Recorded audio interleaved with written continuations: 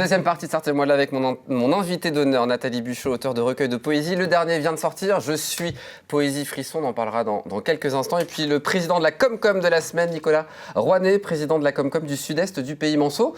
Et chers amis, à présent, je vais vous proposer une petite balade avec notre guide touristique Pascal Mariette.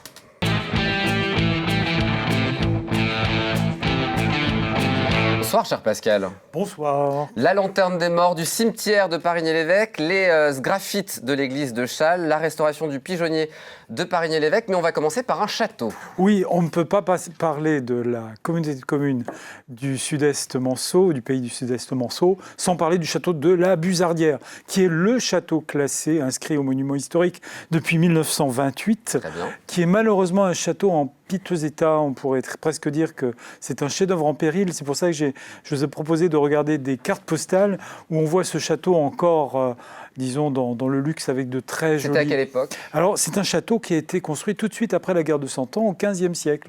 Et c'est pour ça qu'on y trouve des fenêtres très Renaissance. On voit les croisées, là, sur les photos. Et puis la chapelle. La chapelle est le seul élément de ce château qui a été restauré, où la toiture a été refaite et qui est sauvée. Là, c'est la porte d'entrée qu'on voit toujours. Alors, ce château est privé, mais si vous vous baladez par les chemins de randonnée, on peut passer au pied de cette porte avec ces deux petites tourelles de guet qui se trouvent de chaque côté. Mais là, on a la chapelle restaurée avec cette belle toiture telle qu'elle est aujourd'hui. Ce château est vraiment à la lisière de la forêt des bois de Loudon, enfin dire les bois de Loudon. Et donc, on peut distinguer les douves et puis surtout, on distingue les murs d'enceinte qui ne sont pas une fortification médiévale, mais qui étaient quand même un château qui était protégé. Donc, domaine privé, mais on peut l'apercevoir si on se balade, si on randonne avec Nathalie un jour. Voilà, tout à fait. Et on a regretté malheureusement que ce château ne soit pas entretenu. Restitué, quoi. C'est vraiment dommage. C'est vraiment un château qui a une très belle histoire et qui était... Je dis toujours que sur les cartes Michelin, avant, il était écrit en gras. Et il a disparu des cartes Michelin parce que malheureusement, il est dans cet état. On va aller du côté du lieu de vie de Monsieur le Président, du côté de Parigny-l'Évêque, pour parler de la lanterne des morts du cimetière. Oui. Vous la connaissez, cette lanterne ? Absolument. Absolument. Alors là, c'est assez rare, puisque dans la Sarthe, on n'a pas beaucoup de lanternes comme ça qui dominent les cimetières. Alors on a une lanterne qui est très ancienne, elle est romane, elle est datée du XIe siècle. On sait que c'est construit sur un site où il y avait des tombes mérovingiennes, on en a trouvé quelques-unes. Et au XVIIe siècle, est venue s'accoler à cette lanterne une chapelle, la chapelle de la Vierge de la Pitié, Notre-Dame de la Pitié. Très bien. Et donc on est en plein milieu du cimetière et c'est aussi un monument historique depuis 1926, 2 ans avant le château de la Buzardière. Et on est vraiment dans un élément assez rare pour la Sarthe. On n'a pas beaucoup de lanternes des morts pour veiller les morts le soir. Et je vous conseille de visiter cette chapelle, de rentrer dans le cimetière. Alors à l'intérieur, dans la chapelle, il y avait une voûte en lambris qui a disparu, mais il y a encore un très joli retable. Vraiment, faites le détour. C'est un très beau monument. La lanterne des morts au sein du cimetière de Parigny-l'Évêque. À présent, direction l'église de Chasles, où on va découvrir des sgraffites. Oui, alors d'habitude, les sgraffites en français, un sgraffito, des sgraffiti en italien, on trouvait des sgraffites en Italie et dans Toscane, à Florence. Et dans Donc on y est un peu du côté de Chasles, on est un peu à Florence du côté de Chasles. Incroyable, regardez sur génial. Le pignon, on va zoomer sur le pignon et regardez. Alors qu'est-ce qu'un sgraffite ? C'est un travail de 3 enduits, de 3 couleurs différentes, et donc vous appliquez les 3 couches d'enduit, et après le dessinateur vient gratter une couche ou 2 couches, qui fait apparaître une couleur de son choix, ce qui forme un dessin à 3 couleurs, et on est vraiment dans la Renaissance avec ces très jolis dessins. Restauré, mais pas restitué. D'accord. 2 mots différents. Donc on a bien restauré, on restaure, on maintient ces sgraffites. Et il y en a aussi dans les combles. Et dans les combles, on peut voir d'autres choses. Et il n'y a pas qu'à Chasles, dans le Maine, où l'on trouve des sgraffites. Étonnamment, au Mans, l'hôtel de Vaux en était couvert, et l'hôtel de Vaux qui est dans le Vieux-Mans. Et si on va dans les greniers, par exemple, de l'église de Coulaines, on trouve aussi un magnifique sgraffite qui devrait un jour être montré au public. Et là, j'ai mis quelques images en Italie, où on retrouve effectivement sur les châteaux ces dessins, ou en montant même un peu du côté de Vienne, où on trouve ce genre de sgraffite. Et on va finir par une belle restauration du pigeonnier de Parigny-l'Évêque. Tu voulais absolument en parler. Oui, parce que c'est une belle restauration. C'est à l'inverse, malheureusement, du château de la Buzarrière qui ne l'est pas. Il y a eu un très bel effort de fait par la commune et avec l'assistance, bien sûr, comme toutes les communes peuvent être assistées, par la Fondation du patrimoine. Donc, cette fuie où ce pigeonnier ou colombier a été restauré par la commune en 2014-2015 à peu près. Et aujourd'hui, on peut le voir, on peut aller au pied. Et c'est comment dire, un pigeonnier qui a un petit campanile au-dessus. Il y en a quelques-uns dans la Sarthe aussi qui ont des campaniles. On en trouve dans certains châteaux. Je crois qu'au Journée du patrimoine, c'est ouvert. Je crois que la porte est fermée, mais on peut aller se balader au pied. Il y a un lotissement qui a été fait dernièrement au pied. Et bien, allez vous balader du côté de Parigny-l'Évêque. Un très bel élément du patrimoine. On ne peut que féliciter les élus qui ont restauré ce pigeonnier. Merci Pascal pour cette belle balade touristique au sein de la communauté de communes. On se retrouvera évidemment la semaine prochaine. À présent, chers amis, nous passons où tu préfères.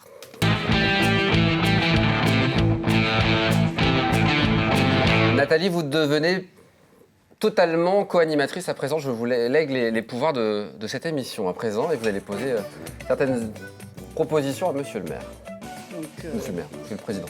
Nicolas, tu préfères la mer ou la montagne? La mer. La ville ou la campagne? La campagne. L'été ou l'automne? L'été. Le vélo ou la marche à pied? Marche à pied. La voiture ou le train? Malheureusement, la voiture. La poésie ou la musique? La musique. Mais ce n'est pas te faire offense, Nathalie. Pas de problème. Vous resterez avec nous dans la dernière partie parce qu'on va...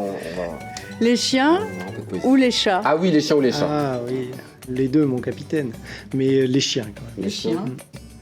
Les rillettes ou les 24 heures? Les rillettes. Ah. J'ai pas le droit de jouer, moi. Non. Le Janière ou le Coteau du Loir? Janière. Ouais. Le Tarn ou la Sarthe? Oh là là. C'est difficile. Non, la Sarthe. J'y vis trop bien depuis 2004 et j'y reste, donc la Sarthe. On embrasse les gens du Tarn quand même. Ah bien sûr, j'ai toute ma famille dans le Tarn. On a un pic dans le Tarn. J'aurai toujours beaucoup d'amour pour le Tarn et la très belle ville d'Albi dont on parlait avec M. Mariette à l'instant. Alors, la cathédrale d'Albi ou la cathédrale Saint-Julien? Ah, la cathédrale d'Albi. Bah voilà, quand même un peu. Bon. Voilà. Oui. Attention, c'est dur là. Les albigeois ou les manceaux? Alors, ça se conjugue au féminin aussi. Hein. Les albigeoises ou les mancelles? Non, pareil, comme pour la Sarthe, les manceaux. Les manceaux. D'accord. Toulouse ou Paris? Toulouse. Toulouse. Et la plus difficile, LMTV ou BFM TV? Joker? Non, LMTV. Voilà. Bonne réponse évidemment. Allez, à présent on passe à la ville mystère.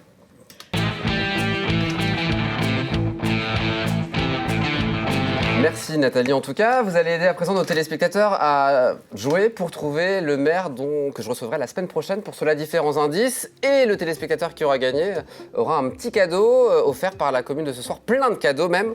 Qu'est-ce qu'on offre à notre téléspectateur gagnant ?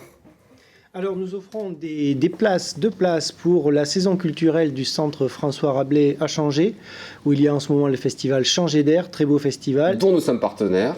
Parfait, continuez à l'être. Et 2 places pour faire du karting, donc à KS24, sortie 24 de l'autoroute A28. Bah là, il va falloir jouer et vous allez aider nos téléspectateurs. Ma ville mystère est située à 19 km 400 de Parigny-l'Évêque via la départementale 250 et la départementale 92. Une charade à présent. Mon premier est le son qu'émet le serpent lorsqu'il siffle. Mon deuxième est un concept dont la colombe ou le drapeau blanc sont les symboles. Mon tout est ma ville mystère. Pas très compliqué, hein. On y trouve un zoo ainsi qu'une base de loisirs. Les habitants s'appellent les Spayen et les Spayens. Ah bah c'est Bah voilà, ça va vous aider chez vous à la maison. Nous n'avons pas été très brillants. Ah. Si vous avez la bonne réponse, et vous l'avez, j'en suis sûr, au pluriel, @lmtv.fr. Bonne chance à tous, évidemment. Un petit mot, vous nous avez emmené des objets, Monsieur le Président. Je voudrais que vous m'expliquiez ce que c'est. C'est du parfum? Oui, parce que... Je vais les prendre comme ça, on va les voir à Voilà, l'antenne. merci. Parce qu'en fait, en Sud-Est Manceau, on a aussi de l'industrie et nous avons de très beaux fleurons, et notamment Albéa à Parigny-l'Évêque, qui est réputé pour un process de collage plastique vert et donc participe à la création de ce très beau flacon de ces très beaux flacons de parfum avec un système de colle au laser qui est précis au nanomètre, je crois. Donc, je tenais à saluer les entreprises d'industrie de notre territoire aussi. Donc, vous avez pu voir qu'en Sud-Est Manceau, on produisait bien, on vivait bien et on travaillait bien. Voilà. Et Nathalie va pouvoir en profiter grâce au cadeau qu'elle a gagné. Merci beaucoup d'être venue sur le plateau. Je voulais remercier Cécile Hervé Boscolo qui travaille auprès de vous et avec qui j'ai préparé cette émission de manière très simple. Merci beaucoup. Merci à vous. Et à bientôt, la prochaine fois, je vous le rappelle, avec le nom des chèvres. D'accord, c'est promis. Et plein de belles actualités, évidemment, du côté du sud-est du pays Manceau. Merci infiniment. Nathalie, on reste ensemble. Dans un instant, on va parler patois. Ah oui, c'est vrai. Ouais, ça va aller? Oui, ça va aller. Bon, on se prépare, une petite page de pub et on se retrouve dans quelques instants. À vous de voir donc la compagnie. Ah bah Comme voilà. dirait Gaston Chevreau.